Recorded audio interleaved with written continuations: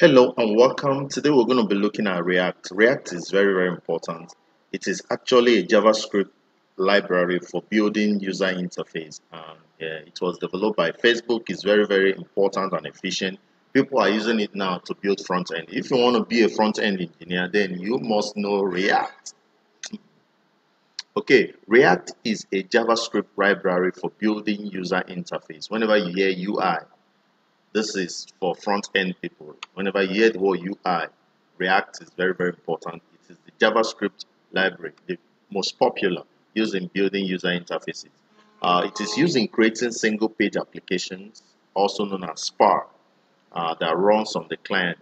Other front-end frameworks that can be compared to React are Angular and Vue, but React is by far more popular than the rest. It is also used in the MERN stack. If you hear MERN stack simply stands for Mongodb, Express, React, and Node. So it is the R in the MERN stack. Very important. Now, what are the advantages of using React vis-a-vis coding your vanilla JavaScript and the rest? Now, React allows you to use what we call create what we call reusable components that have their own state, so that you can use it. Once you create a component, you can always reuse it. It allows you to build interactive UIs with virtual DOM. So in React, you're going to understand the concept of virtual DOM.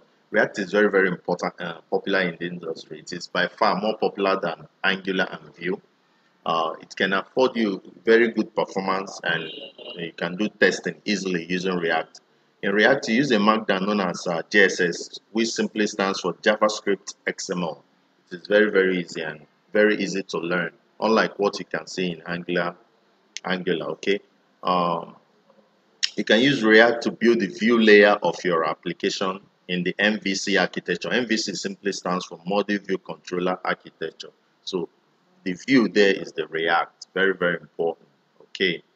Now, what are the things you need to know before learning React? Number one, you need to know JavaScript, the basics of JavaScript, which include data types, variables, arrays, functions, loops, conditional statements. You also need to know promises and asynchronous programming. You need to know how to use .then, promises, async await. Then you need to know the high-level array methods like forEach and map. You also need to know fetch API, Axios, and how to make HTTP requests. Very important. You need all that. Now, in using React, you build what we call UI components. So these components are actually a bunch of separate, the UI as a whole, the user interface in React is actually a bunch of separate minute components. And in React, you have what we call the function-based and class-based component. So in the olden days, the class-based component used to be called the stateful component, whereas the function-based are called the stateless. But now you can actually put state in the functions using what we call React hooks. Okay. Now you need to learn how to work with states and props. States are actually data that determines how the UI is displayed. Props are data that is being passed around, maybe from the parents to the child component. You need to know about the local state and the app level of global state. I'm going to teach you that. And from React 16.8, function-based components with React hooks we are introduced. This is against what we used to have before, where we have the life cycle methods in class-based components. Now, in order for you to create a React app, you need to use the command mpx create React app. So with this, we are going to quickly head over to our VS Code and create a React app using mpx create React app.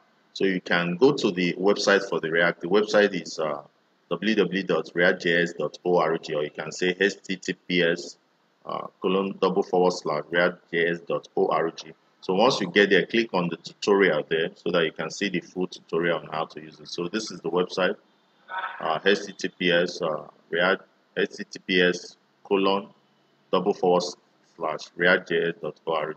So this is the React website. So you can click on this tech tutorial so that you see how to use React. And in subsequent classes, I'm going to be teaching you how to write codes in React. So we're going to be following